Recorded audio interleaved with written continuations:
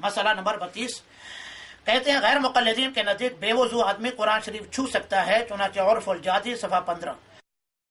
آگے لکھتا ہے اس پر تبصرے بطور کہتا ہے بے وضو اور ناپاک آدمی میں فرق ہے، بے وضو اور ناپاک آدمی میں فرق ہے۔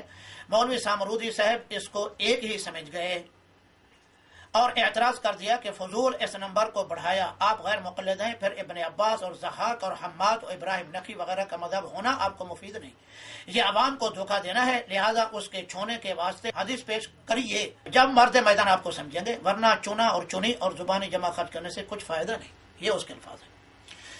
اس نے اس مقام پر جو مسئلہ لکھا ہے وہ یہ ہے کہ غیر مقلدین کے نزدیک بے وضو آدمی قرآن شریف کو چھو سکتا ہے۔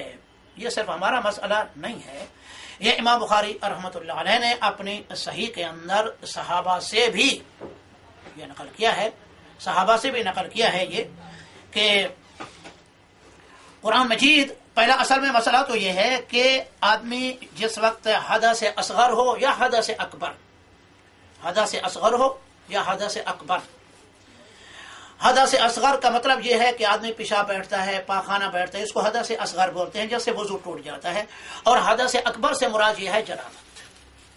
یعنی ان دونوں حالتوں کے اندر ایک مسلمان پاک رہتا ہے، پلید نہیں ہوتا۔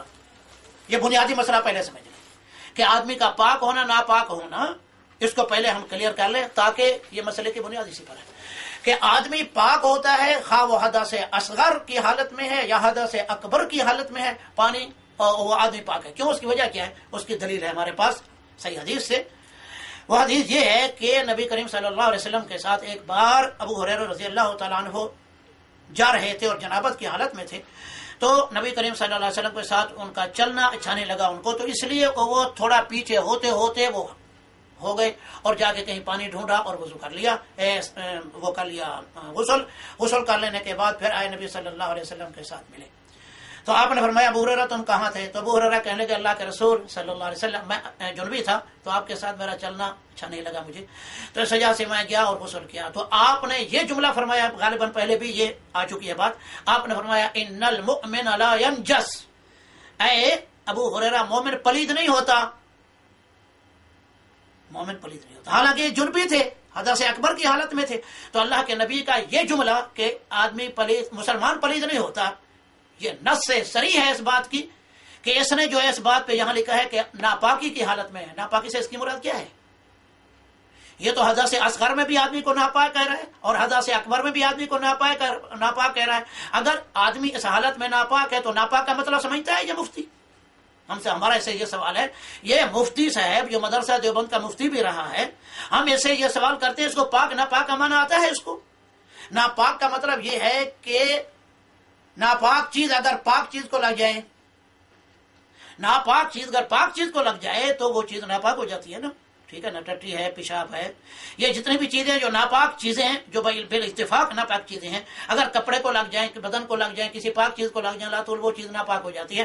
تو اگر حدث اصغر کی حالت میں جو آدمی یعنی پیشاب یا پاخنے کی وجہ سے بے وضو ہوتا ہے، کیا اس کے ہاتھ پلید ہو جاتے ہیں، ناپاک ہو جاتا ہے؟ کیا اس کے کپڑے، کیا اس کا پسینہ، کیا اس کا پورا بدن کیا ناپاک ہو جاتا ہے؟ وہ کیا یہ آدمی اگر کسی کو ہاتھ لگائے تو آدمی ناپاک ہو جائے گا؟ یہ کس کا مذہب ہے؟ حنفی کا مذہب بھی نہیں، اپنا بھی حنفی کا مذہب نہیں ہے یہ۔ اچھا، پھر اس آدمی کے بدن پر اس حالت میں جب وہ جنابت کی حالت میں ہے یا حدث اصغر کی حالت میں ہے، اس کے بدن پر جو کپڑے ہیں کیا وہ پلید ہیں؟ آدمی جن کپڑوں کے ساتھ جمع کرتا ہے اپنی بیوی سے، کیا اس کے کپڑے پلید ہو جاتے ہیں؟ کیا جب وہ پسینہ اس کو ہوتا ہے اس کا پسینہ پلید ہو جاتا ہے؟ کیا اس کا بدن پلید ہوتا ہے؟ اس کا یہ ہاتھ اور وغیرہ قطعی طور پر ناپاک یعنی نہیں ہوتا، ان کے نزدیک بھی نہیں ہوتا، حنفیوں کے نزدیک بھی۔ دیکھیے اب اسی طرح عورت جو ہے حالات حیض میں ہوتی ہے، حالات نفاس میں ہوتی ہے، کھانا پکاتی ہے، اٹھتی ہے، بیٹھتی ہے، کپڑے دھوتی ہے، خامد کے مرد کے، سب مقلد غیر مقلد سب عورت کو اس حالت میں پاک سمجھتے ہیں، پاک سمجھتے ہیں نا۔ تو یہ جملہ نے جو یہاں فٹ کر دیا ناپاکی کی حالت میں، ناپاک اس سے مراد کیا ہے؟ کیا وہ ٹٹی ہے، پیشاب ہے؟ اس سے یہ معلوم ہوتا ہے کہ جس وقت وہ آدمی پاکی کی حالت میں، وہ آدمی پاک ہے، اس حالت میں جنابت کی حالت میں بھی پاک ہے، حدث اصغر کی حالت میں بھی پاک ہے، لہذا یہ مسئلہ علی طول پہلے سے آٹومیٹک مسئلہ ختم ہو گیا۔ جو وہ ناپاک ہے نہیں، وہ طاہر ہے، مطہر ہے، پاک ہے، وہ قرآن کو بھی چھو سکتا ہے۔ پھر تمہارے ممانعت کی کیا دلیل ہے بھائی؟ پھر ممانعت کی کوئی دلیل نہیں۔ اور پھر یہ لوگ قرآن مجید کی آیت سے بھی استدلال کرتے ہیں کہ لا یمسہ الا المطہرون، انہ لقرآن کریم فی کتاب مکنون لا یمسہ الا المطہرون، سورۃ الواقعہ کے آخر میں اللہ تبارک و تعالیٰ نے فرمایا کہ یہ قرآن کریم لوح محفوظ سے لیا گیا ہے، اور لوح محفوظ ایک ایسی کتاب ہے کہ اس کو صرف اللہ کے فرشتے ہی چھو سکتے ہیں، غیر نہیں چھو سکتے۔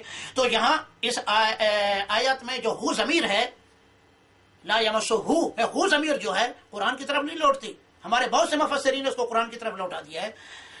بہت سے ہمارے علماء حدیث بھی یہ فتویٰ دے دیتے ہیں، ایسے آدمی کو ناپاک کہہ دیتے ہیں، وہ اس حالت میں یعنی حدث اصغر کی حالت میں، اکبر کی حالت میں ناپاک کہہ دیتے ہیں، قرآن کو نہیں چھو سکتا، قرآن مجید کو زبان سے بھی نہیں پڑھ سکتا۔ ہمارے بہت سے علماء حدیث بھی فتویٰ دے دیتے ہیں اس پہ، لیکن یہ فتویٰ صحیح نہیں ہے ان کا۔ امام بخاری رحمۃ اللہ علیہ نے اس مسئلے کو کیا صاف کیا اپنے صحیح بخاری کے اندر۔ تو آدمی اس حالت کے اندر پاک رہتا ہے، اور یہاں یہ آیت جو ہے اس سے مراد ہے لوح محفوظ، انہ لقرآن کریم فی کتاب مکنون، یہ قرآن لوح محفوظ سے لیا گیا ہے جو کتاب مکنون ہے، محفوظ کتاب ہے۔ مکنون کا معنی لا یمسہ، نہیں چھو سکتا اس کو، یعنی کس کو؟ لوح محفوظ کو، کیونکہ پیچھے لوح محفوظ ہی ہے، قریب مرجع جو ہے اس کا لوح محفوظ ہے، الا المطہرون، مگر پاک لوگ۔ یہاں پاک لوگوں سے مراد کون ہے؟ اللہ کے فرشتے، جو بالکل ہر یعنی اس کے اندر ہر گناہ سے، ہر چیز سے وہ پاک ہیں۔ تو یہاں یعنی اس آیت کو خامخواہ اس مسئلے میں لگا دینا غلط ہے، ایک بات۔ دوسری بات یہ، اگر ہم ان کی دلیل لے بھی لیں اور اس کو ان کی دلیل بنا دیں اس مسئلے کے بارے میں، تو پھر بھی اس کے اندر تو قرآن نے یہ کہا مطہرون، اور ہم یہ طے کر چکے ہیں کہ جنابت کی حالت میں، حالت حدث اصغر کی حالت میں تو آدمی پاک ہوتا ہے، جنابت کی حالت میں بھی پاک ہے، بے وضو کی حالت میں بھی پاک ہے، تو مطہر تو ہو ہی گیا، وہ مطہر تو ہو ہی گیا نا، طاہر بھی ہے مطہر بھی ہے آدمی اس حالت میں، ہاں مرد ہو یا عورت ہو، ان حالت میں تو پاک ہے نا عملی طور پر۔